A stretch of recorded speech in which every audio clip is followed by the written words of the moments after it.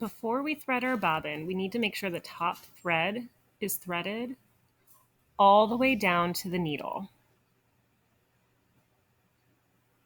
Then we are going to look at this piece right here. That is called the bobbin case.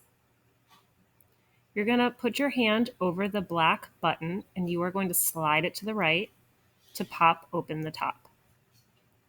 Put the top off to the side, but in a second, if you look closely, that top will tell us exactly what needs to be done.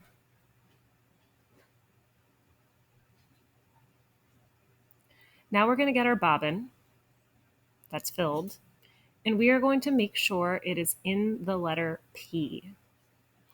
So if you were drawing the letter P, the bobbin thread goes with it. You're then going to take that letter P bobbin and you're going to drop it into the case. And if you look at this metal bar, let's get closer, you'll see a little hole. Can you see that hole? And then the arrow tells you what to do. So you're going to take your thread, you're going to slide it through the hole or the opening.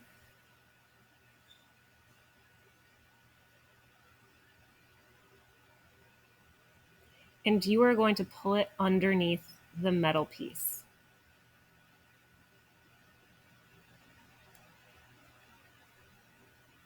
The next thing we're going to do is we're going to go back and turn the machine on. Once the machine is on, we are going to go over to the needle up and down button, but don't press it yet.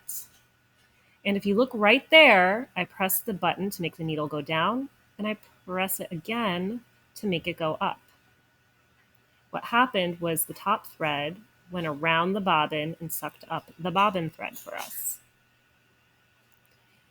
What we're going to do is we are going to take that top thread and we're going to pull it for the bobbin thread to come up.